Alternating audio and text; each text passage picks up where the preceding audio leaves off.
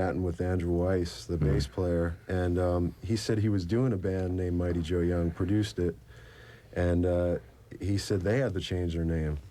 So while we had the name Mighty Joe Young, he was telling me this, and sure enough, after we did the album, the day that we were looking at all the artwork and everything, we had to change the name of the band, and that's like, you know, we just got to the point right there where I got a little frustrated. Yeah, I can imagine. That could be a little frustrating. Changing the name of your kid. You know? Yeah, really, at the last second there. Dan, appreciate the call. Nick is in Colorado Springs tonight listening to Kilo in Colorado Springs. Hey, Nick, you're on Rockline with Stone Temple Pilots. Yeah, I was wondering, what's the name of the extra track on the album, and what prompted you to do it and put it on there? The name of the extra track is it the second album, or is it, the second album, the right? Second album. We didn't record the song. We were up in, I believe, the Portland area, and Dean went to a radio station to do an interview, and he and the disc jockey got into this conversation about obscure tracks of music that sort of get, handed from person to person, that kind of go through the underground or whatever.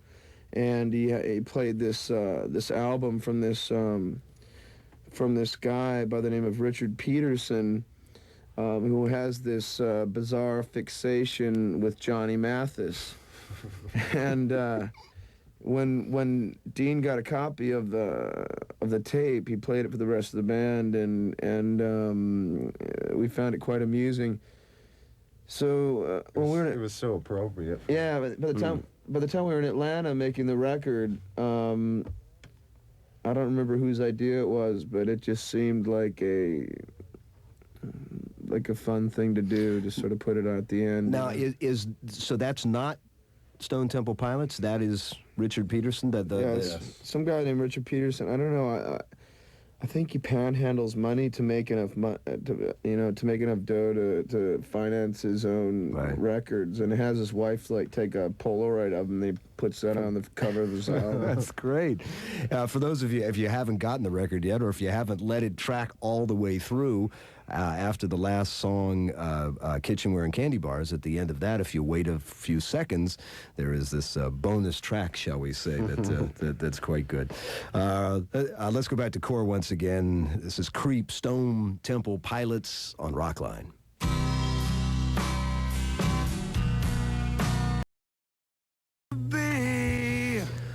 Stone Temple Pilots on Rockline, who are with us live in Miami tonight. Back to the phones now. Ken is up in Buffalo, New York, listening to 103.3 WUFX in Buffalo. Hey, Ken, you're on Rockline. Hi, my name's Ken, and what's the song Stone Temple, Creep about mean? I guess it's about just kind of being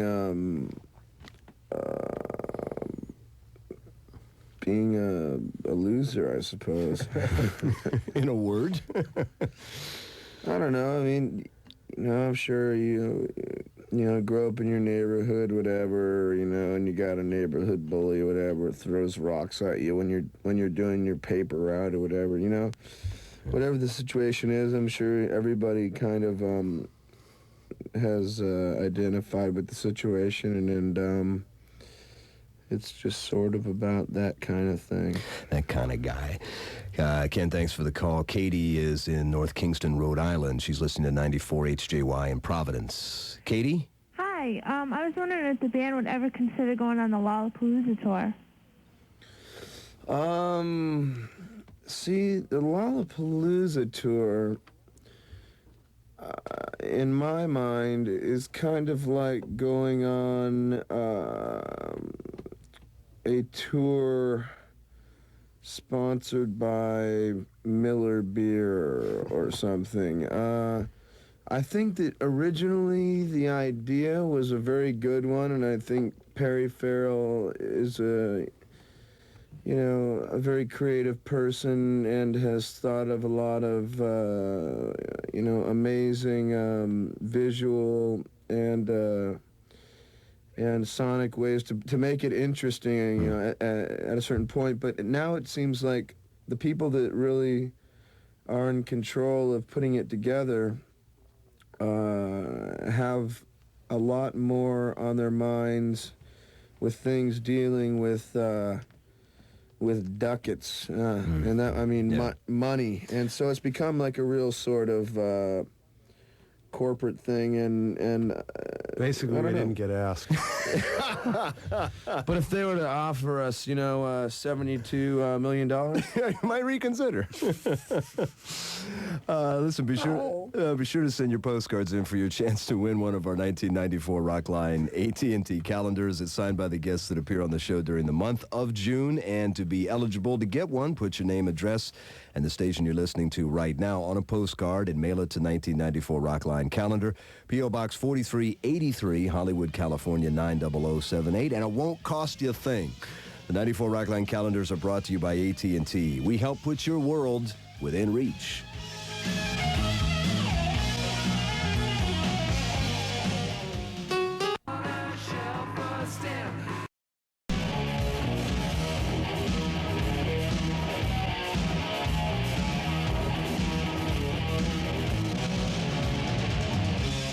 All right, quick reminder here that everyone who gets on the air tonight with either Weiland or Robert from Stone Temple Pilots will receive a copy of the great new release Purple, courtesy of Atlantic Records. And we head back to the phones. We're going to make a stop where you recorded the record, Atlanta, Georgia.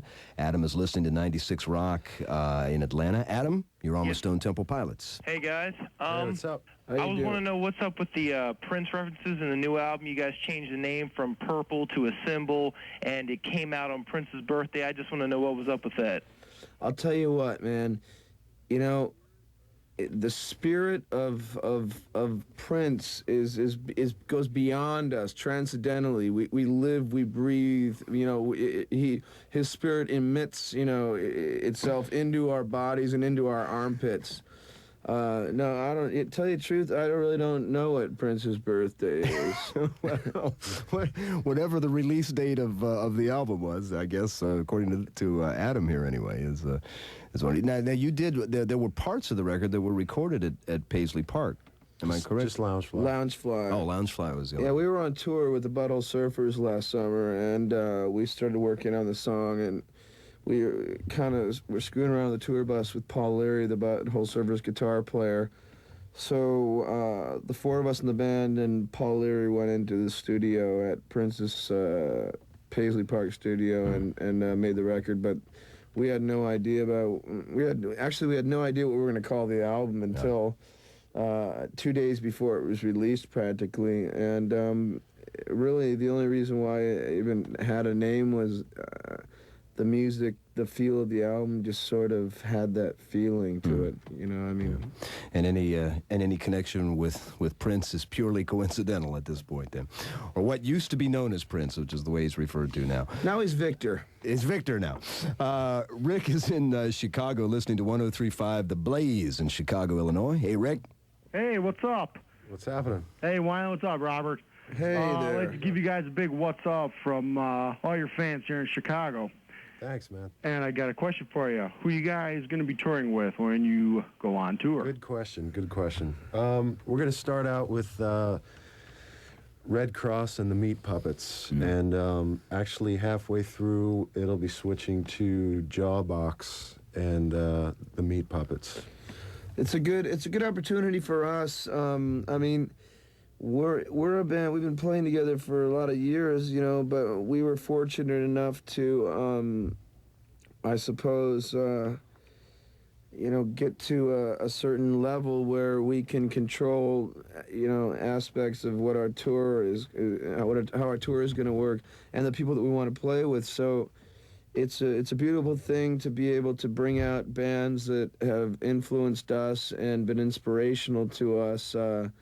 And, you know, people that we enjoy listening to every night. And so kind of give them some exposure as well. Absolutely. You know. I mean, these people have been around for 10 years, you know, 10 albums behind them, and man, it's just, they just deserve to be out there and have people realize what what is there. Right, exactly. Let me pass along a few more dates here while we're talking about the show.